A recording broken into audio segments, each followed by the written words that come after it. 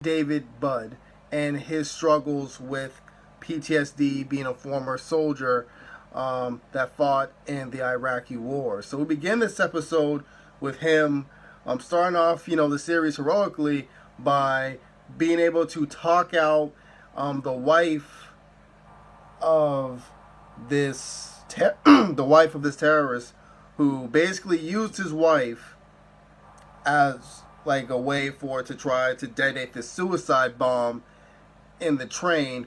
But Sergeant David Budd was able to convince her to change her mind otherwise, and to give him the full details about why she even would do something along the lines. In this episode as well, we noticed that the PTSD that he got from being a soldier in Iraq has affected his family life. Not necessarily with his children, but with his wife.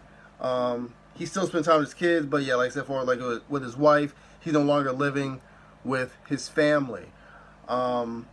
He is basically, I believe, the protector, kind of like the bodyguard, obviously, of this very radical Home Secretary character named Julia Montague, who believes that Britain should have the security should beef up like 110%, especially after that whole event that happened earlier episode, which I mentioned, in which Sergeant David Budd was able to prevent the wife of the the terrorist from blowing up the entire train that him and his children was on, as well as other passengers and all that stuff.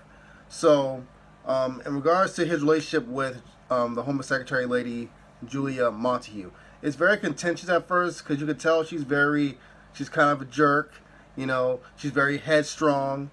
At first, like during the episode, you think there's not a redeeming quality about her, honestly. But then as the episode progresses, you're like, okay, there's more to this. We find out that that before she became a politician, that she was a barrister, I believe. And that she realized up close that you have to have a lot of security, because at the end of the day, people are a combination of their upbringing and their social circumstances.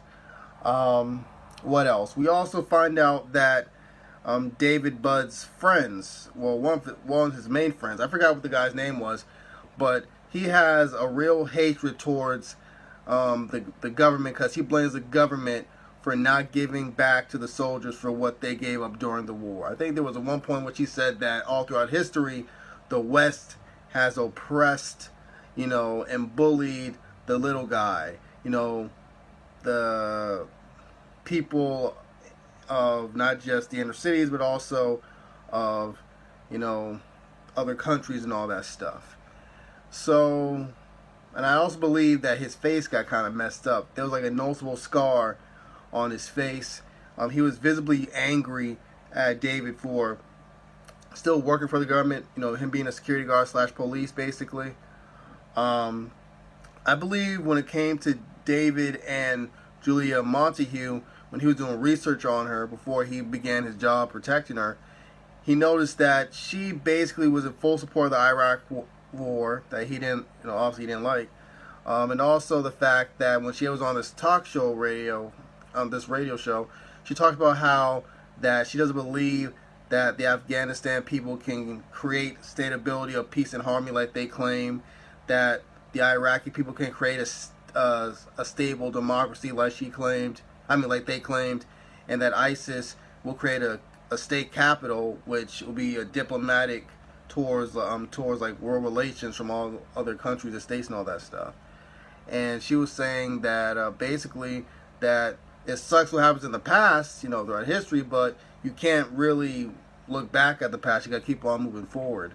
And that was something, once again, as a soldier, David Budd kind of had a problem with, as a soldier, seeing all the traumatic stuff he went through, as well as, the PTSD, which was a major thing, because I believe there's another scene in this episode which he tried to call his wife, saying, hey, he wants to make things good with her. But she's like, no, there's a problem. You need to get yourself, checked out or speak to someone. And until then, we're no longer together. I don't want anything to do with you. So, besides that, you guys, that's basically in a nutshell what this episode was about. My next review, I'm going to go more in detail because not that much stuff happened in this episode. If I miss anything, write some comments down below. It's Josh Vision. Hottie.